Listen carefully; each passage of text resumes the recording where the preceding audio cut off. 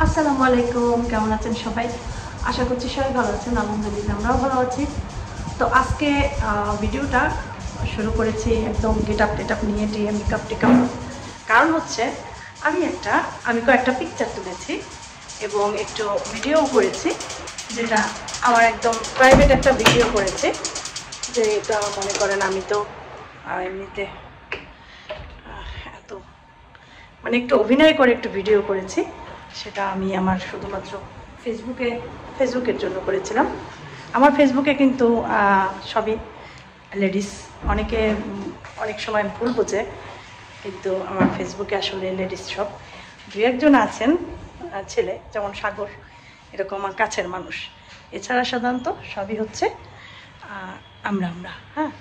আমি কাউকে এই জন্য অ্যাড করি না, কারণ অনেক সময় অনেক কিছু দিতে মন চায়, অনেক মানুষ থাকলে দেয়া হয় না। অনেক মজা ফান করতে মন চায়, যেগুলো অনেক মানুষ থাকলে করা হয় না।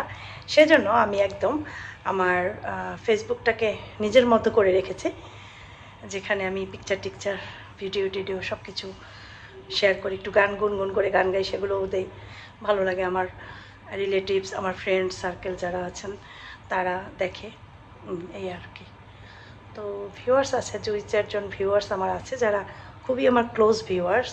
তাদেরকে আমি চিনি জানি, সেই জন্য তাদের রেখেছি, এই আর কি। একটা প্রাইভেসি তো থাকা দরকার মানুষের লাইফে, তাই না? সেই জন্য ওইটা আমি ওইভাবে করে রেখেছি। সেই জন্য সাজুগুজুর সাথে সাথে আমি ঘরটার লাইট একদম জ্বালিয়ে দিয়েছি। দিয়ে আমার খুব সুন্দর সুন্দর টেবিল লাইট, তারপরে লাইট, অনেক ধরনের লাইট ছিল নানান রকম, যেগুলো আমি আনতে পারিনি। রিয়াতে যারা ভিডিও দেখেছে তারা জানে, ওগুলো থাকলে আরও ভালো লাগতো। এখন তো সস্তা লাইট খুঁজে এনে তাও দিয়ে একটু। যাই হোক, আমি এখন এগুলো চেঞ্জ করব। এসা হয়ে গেছে, মানে আজান দেওয়া হয়েছে অনেক আগে, তারপরে এগুলো করেছি একটু। এখন যাব নামাজ পড়ে, তারপরে খাবার রেডি করবো। এই আর কি। শরীর কিন্তু আমার ভালো না, আমি কিন্তু খুব অসুস্থ আর খুব খারাপ লাগছিল। তখন মন চাচ্ছিল যে একটু করি ফাজলামি, এই জাস্ট একটু ফাজলামি করলাম। ঠিক আছে, চলেন পরে দেখা হবে মেকআপ ছাড়া। তো যাই, যে মুখটা একদম ক্লিন করতে হবে ভালো করে, এটা করতে অনেক টাইম লাগবে। ওই যে আমির খানের ছেলের একটা মুভি আসছিল, ওইটা একটা গান আছে, ওইটার গানটা নিয়ে একটু জাস্ট ফানি ভিডিও দিয়েছি। এই গুড মর্নিং এভরিওয়ান। কালকে না রাতে আর ব্লগ বানাতে পারিনি। কালকে যতটুকু বানিয়েছি, এরপরে আমি আবার অসুস্থ হয়ে যাই, আবার শ্বাসকষ্ট, অনেক কষ্ট হয়েছে সারা রাত্র আমার। কয়টা বাজে আফিফ?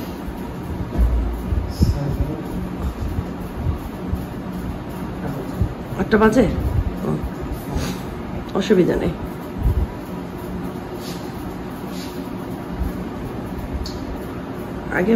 আগে ফিতে আটকাই জুতো পরা যায়। সাবধানে যাই। অপু টাকা নিছো? পেন্টেন নিছো সব? নাস্তা খেয়ে পানি খেয়েছিলা? Good bye. যাও, কারণ আম্মুর শরীরটা বেশি খারাপ। আল্লাহ হাফেজ সোনা। সাবধানে যাই। অপু সাথে নিয়েছো? ওকে। আমার শরীরের অবস্থা বেশি মানে খুবই খারাপ। সারা রাত এক ফোঁটা ঘুমাইতে পারিনি, এত শ্বাস আর কাশ ছিল। আর এখানেই ছিলাম আসলে, আমি এখানে থাকার কারণে বালিশ টালিশ মানে আমি সোফায় শোয়াচ্ছিলাম। পরে আমি রাতে গেছি রাত 2:30টার সময়, আর এইখানে ইয়েটা পড়ে গেছে, পর্দাটা ক্লিন করা, এগুলো করা অবস্থা কে জানে। ঠিক আছে, যাই ঘুমাইতে, পরে আবার কথা হবে সবার সাথে। 12টার সময় ঘুম থেকে উঠেছি। আসিফের আব্বু, আফিফ, আসিফ, ওরা 3জন গিয়েছে আমার চাচা শ্বশুরের বাসায়। চাচা শ্বশুরের মৃত্যুবার্ষিকী ছিল, সেজন্য ওখানে দোয়া দুরুদ পড়ানো হয়েছে। সেখানে ওরা দুপুরে খাবার খেয়েছে আর আমার জন্য খাবার নিয়ে এসেছে, এই আর কি। তো আমি আসলে না খেতে পারি না এখন, শরীরটা এত খারাপ। আর কাশি হলে আমার যেটা হয়, খাওয়ার রুচিটা থাকে না। জ্বরও ছিল প্রথম দিন, আর এখন কাশির সাথে সর্দি, মানে একটা বিশ্রী একটা অবস্থা। তারপর একটু খাবার নিয়েছি, একটা মাছ নিয়েছি, বড় পেটের মাছ, এটা দিয়ে একটু এই ভাতটুকু খাবো।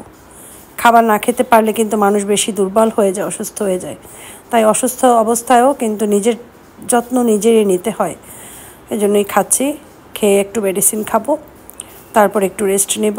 যদি পারি ভিডিও বানাতে বা ভিডিও করতে, ভয়েস ওভার দিতে, তাহলে দেবো, নয়তো আজকে আর ভিডিও দেবো না, এই আর কি। তো যাই হোক, খেয়ে নেই। এটা হচ্ছে মাগরিবের পর।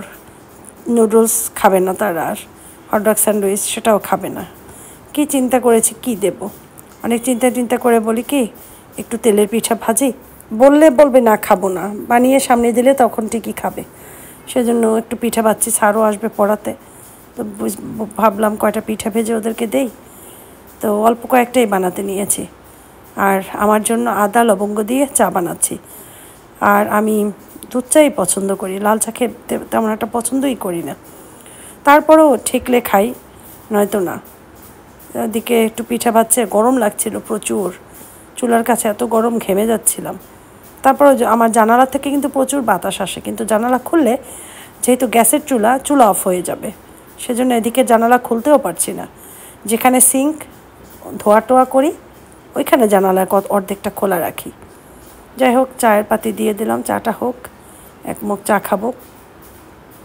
স্যারের জন্য বানাবো আর আসেফ, তিনজনে খাবো। আর আফিফকে অলরেডি 3টা পিঠা দিয়েছি, মানে যে তাড়াতাড়ি খেয়ে নাও, স্যার তো চলে আসবে। ও আবার স্যার আসার আগেই খাবার টাবার খেয়ে রেডি হয়ে থাকে, যাতে 1 ঘন্টা কতক্ষণ 1 ঘন্টাই পড়াশোনা করে, 1 ঘন্টা সোয়া ঘন্টা এরকম, বা অনেক সময় 1.5 ঘন্টাও পড়ে। কিন্তু হয় কি, যতটুকু সময় ও পড়ে ওর ভিতরে মানে ওর কোনো ফাঁকিবাজি নেই, একবারে বাথরুমের জন্য উঠে না, যার জন্য সব কিছু আগে কমপ্লিট করে তারপরে সে পড়তে বসে। এই অভ্যাসটা তার ছোটো সময় থেকেই। আসলে কি, একটা বাচ্চা একটা ক্যারেক্টারের হয়। কোনো বাচ্চাকে না বললেই সেটা করে ফেলে, কোনো বাচ্চাকে বলে করাতে হয়, কোনো বাচ্চাকে ধমক দিয়ে করাতে হয়। তো ক্যারেক্টার থাকে এক রকমের। আমার 3 বাচ্চার ক্যারেক্টার 3 রকমের, অবশ্যই এক রকমের না। বড় ছেলেটাকে ছোটো সময় ধরে করানো লাগতো, এটা করো ওটা করো, দুষ্ট ছিল অনেক, খুব দুষ্টামি করতো। আর মেজোটা আবার খুব ভীতু ছিল। যেমন তাকে যদি খাবার না খেত, তো আমার মামা শ্বশুর ছিল, তার নাম নিলেই খাবার খেত। যে পান্না মামা মারা গিয়েছে, আল্লাহ তাকে ব্যস্ত নসিব করুন। পান্না মামার কথা বলতাম, মামা কিন্তু স্যাটেলাইট দিয়ে সব দেখতেছে, এটা বললেই সাথে সাথে খেত। কারণ মামাকে সব থেকে সে বেশি ভয় পাইতো, কেন সেটা আমরা নিজেরাও জানি না। সে শুধু আইসা বরিশালের ভাষা একটা কথা বলতো, ওই অকুলে যা, এটা বললেই আমার ছেলে কী জানি বুঝতো, সে খুব ভয় পাইতো। তো যাই হোক, এই রকমের। এবং পান্না মামা সব থেকে বেশি বাচ্চাদের আদর করতো। তো যাই হোক, সেটা মামার কথাও আজকে মনে পড়লো হঠাৎ করে। তো যেটা বলছিলাম, একটা বাচ্চা একটা ক্যারেক্টার হয়। আমার আফিফ, তাকে আবার কোনো কিছু বলা লাগে না, যে পড়তে বসো, খাবারের জন্য বারবার ডাকতে হয় না, পড়তে বসার জন্য। একটা বাচ্চার একটা গুণ থাকে। আবার দেখা যায় বড় ছেলের যে একটা গুণ আছে সেটা হয়তো ছোটোটার নাই, মেজোটার যে গুণ আছে সেটা হয়তো বড়টার ছোটোটার নাই, এরকমের। একটা মানুষ একটা কোয়ালিটির হয়, এবং যেভাবে জীবনটা ধারণ করতে চায় তাকে সেইভাবেই সেই জীবন ধারণ করতে দিতে হয়। জোর করে মা বাবাও কিছু করানো ঠিক না বাচ্চাদের। যে বাচ্চা যদি চায় যে আমি এই লাইনে পড়বো, আমরা অনেক সময় জোর করি না, না তোমার এই লাইনেই পড়তে হবে। এটা হয় কি, তাকে মেন্টালি একটা হ্যারাস করা হয়, সেটা ঠিক না। তারপরও দেখেন, অনেক সময় দেখেন বিপদ তো বিপদই। আমার আসিফের সাথে যেটা হয়েছে সেটা একটা বিপদ আল্লাহ দিয়েছে, আবার আল্লাহই এ থেকে ওকে রক্ষা করবে ইনশাআল্লাহ, আমিন। তো আমি এখানে ময়দা গুলিয়ে রেখেছি যে রাত্রে আজকে ওদেরকে একটু শর্মা টাইপের কিছু একটা বানিয়ে দেব। এরপরেই মালিহা এসেছে, সাগর মালিহা এসেছে বুবুকে দেখতে। বলে, বুবু তুমি অসুস্থ, তাই তোমাকে দেখতে এসেছি। আর মোহিত তো ঘুমেছিল, তো ওকে একদম জামা টামা খুলিয়ে বিছানায় শুয়ে দিয়েছি, যে কিছুক্ষণ শুয়ে থাক। আর এদিকে আমি নান রুটির মতো বড় বড় রুটি বানিয়েছি। আর আজকে তো চিকেন করতে পারিনি, যেহেতু আমি পানি ধরবো না, ফ্রিজ খুলবো না। আমাকে আন্টিরাও নিষেধ করেছে যে তুমি কেন ফ্রিজ খোলো, ঠান্ডা লাগবে। এই তো আমিও চিন্তা করলাম, আসলেই ফ্রিজ থেকে অনেক ঠান্ডা লাগে। সেজন্য মাছ মাংস সব কিছু বাদ আজকে ডিম নিয়ে একদম শর্মা যেভাবে করি ঠিক সেভাবে করে ডিম দিয়ে করেছি। বললাম না যে আমার বাচ্চাদের আসলে সমস্যা হয় না, আপনি ওর মাছ ছাড়া আর ভাত ছাড়া আপনি যে যাই দেবে ওরাও খুশি মনে খাবে, এবং ঝাল ছাড়া। ঝালটা দিলে কষ্ট হয় আশফাকের বেশি। তো যাই হোক, গোলমরিচের ঝাল আছে এটার ভিতরে, আর কোনো ঝাল নেই এক্সট্রা। তো এরকম করে বানাচ্ছি যে মালিহা ও সাগরও খাবে, তাড়াতাড়ি করেই বানাই। তো 10:45 বাজে, আমরা সাধারণত খাবারটা ওদের দিই 10:30টায়। তো আজকে 10:45 বাজে বলে যে দিয়ে দিই সবাইকেই। তো এরকম করেই আমি বানাচ্ছি। আচ্ছা আমি একটা কথা বলি, আমি এই জিনিসটাই বানাবো একদিন অন্য রকমের, যেটা তোমরা দেখলে তোমাদেরও বানাতে ইচ্ছে করবে এবং এত মজার, সেটা এখন নামটা আজকে বলবো না, যখন বানাবো তখন বলবো, ঠিক আছে? তো আজকে এটা দেখে নাও, ইনশাল্লাহ ওদিন যেদিন থাম্বনেলটা দেবো দেখেই সাথে সাথে আজকে যারা ভিডিও দেখছো ওদিন দেখতে না আসলেও ওই থাম্বনেল দেখে দেখতে আসবা, ঠিক আছে?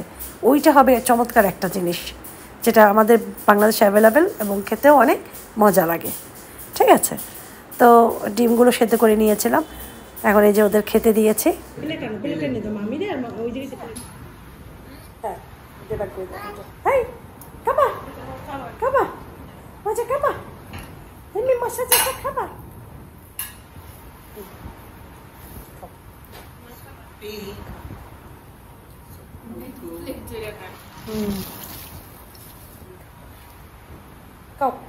মজা মজা হয়েছে।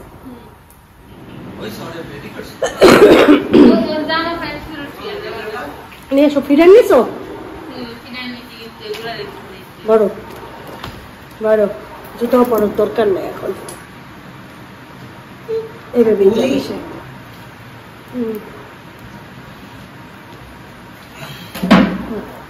সেগুলি যাবি? এই রে বাবা লাগতেছে, দেখছো? পুপিসুল শেষ, পুপিসুল সব খেয়ে ফেলাইছে, টাইম নিয়ে একদমই না পুপ্পিরে শেষ করে ফেলাইছে।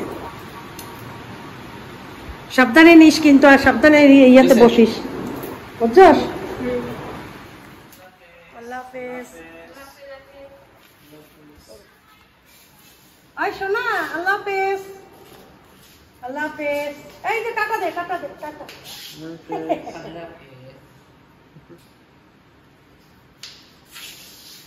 আল্লাহ হাফেজ। আসতে দিন।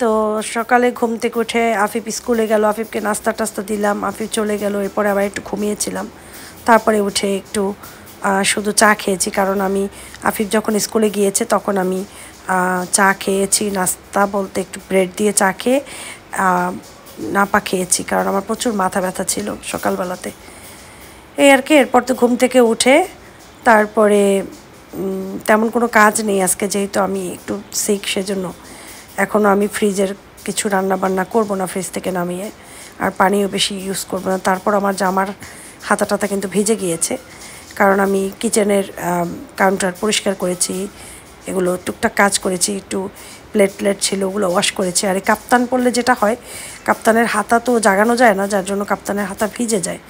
তো এখন আমি ডিমটা সিদ্ধ দেবো আর গোসল করতে যাব, গোসল নামাজ পড়ে তারপরে খাবার খাবো। আর ওদের জন্য আমি নুডলস করেছি, ওরা অলরেডি আফিফ স্কুল থেকে এসেছে কিছুক্ষণ আগে, আফিফ আসেফ ওরা নুডলস খেয়েছে, আর আশফাকেরটা রাখা হয়েছে, আশফাক পরে খাবে। আর এদিকে আমি ডিমটা বয়েল দিয়ে তারপরে যাব হচ্ছে গোসলে। আর ফ্রিজে কিছু তরকারি আছে, গরুর মাংস একটু আছে, যেটা কালকে খাওয়া হয়নি, শারিয়ার চাইলে ওইটা খেতে পারবে। হ্যাঁ মানে আবার বলো, বুঝি নাই।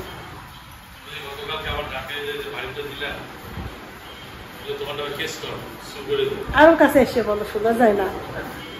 আমি শুনি, আমি তো ওদের ক্যামেরা তুলছি, বলো এখন বলো সব সাহসে। হ্যাঁ কই দেখাও, কোথায় ব্যথা পাইছো আগে সেটা দেখো। কাছে আসো, কাছে আনো, ক্যামেরার কাছে। হ্যাঁ এই যে দেখছো, তোমার নামে সু করে দেবো, কেস করে দেবো তোমাকে। একটু সামান্য লাগছে, ব্যথা করে এখনো? হ্যাঁ ব্যথা করে। কি আমি কি তোমার ইচ্ছে করে বাড়িটা দিচ্ছি জোরে? সেটা বুঝি কিভাবে? আমি তো হাত ঘুরাইতেছিলাম, তোমার হাতে ঠাস করে নাকে যে বাড়িটা লাগছে। এই আমি মোবাইলটা নিয়ে হাত দিয়ে এরকম ঘুরে, হ্যাঁ ঘুরাইছে, হ্যাঁ আমি দেখি। তোমার চশমাটার সাথে চশমাটা দিয়ে তুই বাড়ি খেয়েছিস। আর তোমার যদি মনে হয় যে আমি ইচ্ছাকৃতভাবে দিছি, কারণ তো থাকা লাগবে, তোমার ইচ্ছাকৃতভাবে আমি বাড়ি দেবো কোনো আদার্স কোনো কারণ আমি দেখি জীবনে কোনদিন দিছি তোমার বাড়ি? না। তাহলে তুমি কিভাবে বুঝলা? যে ইচ্ছাকৃতভাবে আমি দিছি? মনে হচ্ছে তুমি যদি মনে করো যে ইচ্ছাকৃতভাবে দিছি তাহলে আমি ইচ্ছাকৃতভাবে দিছি। তুমি কারণটা খুঁজে বাইর করো যে কি কারণে তোমার এই বউ কিভাবে কেন তুমি এতদিন আমি কাউকে বলিনি তুমি তুমি অনেকবার এরকমের অকারেন্স আমার সাথে করছো কিন্তু আমি কোনোদিন করছি তোমার সাথে? তুমি কি অকারেন্স করছো এই যে তুমি স্বীকার করলা আর তুমি অকাল করছো? বলো বলো কত অকারেন্স করছি কি বলো করছো? তোমার হাতে ব্যথা দিছি, হ্যাঁ তারপর তোমার ইয়েতে ব্যথা দিছি। এই যে তোমার যে না আমার সাথে কোনো এইভাবে দ্বন্দ্ব হ্যাঁ দ্বন্দ্ব হয়েছে অবশ্যই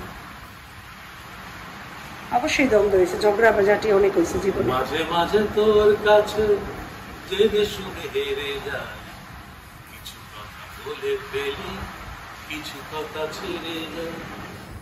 ক্যামেরার ভিতরে না গুছিয়ে কথা বলা যায় না, ক্যামেরার ভিতরে হাসি আসে, কথা বলার সময় কীরকম যেন একটা ভাব চলে আসে, ওটাই হচ্ছে অভিনয়। তো ক্যামেরার ভিতরে থাকে পুরোটাই অভিনয়, ক্যামেরার বাইরে থাকে বাস্তবতা। তো আজকে তোমরা যা একটু আগে দেখলা ওটা ক্যামেরার ভিতরে ছিল কিছুটা বাস্তবতা কিছুটা অভিনয়। তো কেন আমি বলছি, কালকে সে ঠিকই আমার হাতে ব্যথা পেয়েছিল, তবে অনিচ্ছাকৃতভাবে হাত টার্ন করেছি, লেগেছে, ব্যথা পেয়েছে। তো এভাবেই আসলে তো অ্যাক্সিডেন্টই। তো আমি তো তাকে যে কথাগুলো বলেছি সেগুলো ছিল সত্যি কথা। আমি বলেছি, আমি কেটে দিয়েছি, যদিও সেই সবটা রাখি নাই, শুনলে হয়তো অনেক মানুষ অনেকভাবে নিতে পারতো। আমি বলেছি তুমি আমাকে অনেক ব্যথা দিয়েছো, জীবনে কষ্ট দিয়েছো, বা মানে হয়েছে, আমি হার্ট হয়েছি তোমার কাছ থেকে। তো সে তখন অস্বীকার করে, না কখনোই না কখনো। আমি বলছি তুমি ভেবে দেখো, কারণ কথার থেকে অস্ত্র বড় পৃথিবীতে নেই, এ কথা দিয়ে মানুষকে মানুষ মেরে ফেলতে পারে। সেরকম আমি অনেকবার আহত হয়েছি আসিফের আব্বুর কথাতে। তো যাই হোক, সেটা না হয় নাই বললাম। এখন কথা হচ্ছে সুখ জিনিসটা কি? সুখটা হচ্ছে একটা খুবই মারাত্মক জিনিস। মানুষ মনে করে সুখ এভাবে হবে ওভাবে হবে, টাকা পয়সা থাকলে সুখ আসবে, বাড়ি গাড়ি থাকলে সুখ আসবে। আসলে না, সুখ জিনিসটা সম্পূর্ণ মনের ব্যাপার।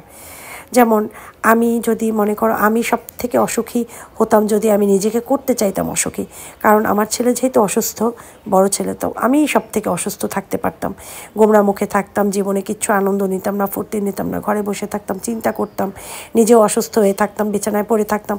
তাহলে কী হতো, আমার জীবনটা শেষ হয়ে যেত, সাথে সাথে আমার ঘরের প্রতিটা মানুষের জীবন শেষ হতো। কিন্তু সেটা আমি করিনি, আমার মা বাবার জীবন শেষ হয়ে যেত, সেটা করিনি। কিন্তু কিছু মানুষ হয়তো খুশি হতো এই ব্যাপারে। আমি যেটা করেছি, আমার লাইফটাকে আমি এনজয় করা শিখেছি ছোটোখাটো জিনিস দিয়ে। একটা ছোটো খাবার খেয়েও আমি এনজয় করেছি, এক কাপ চা দিয়েও আমি এনজয় করেছি।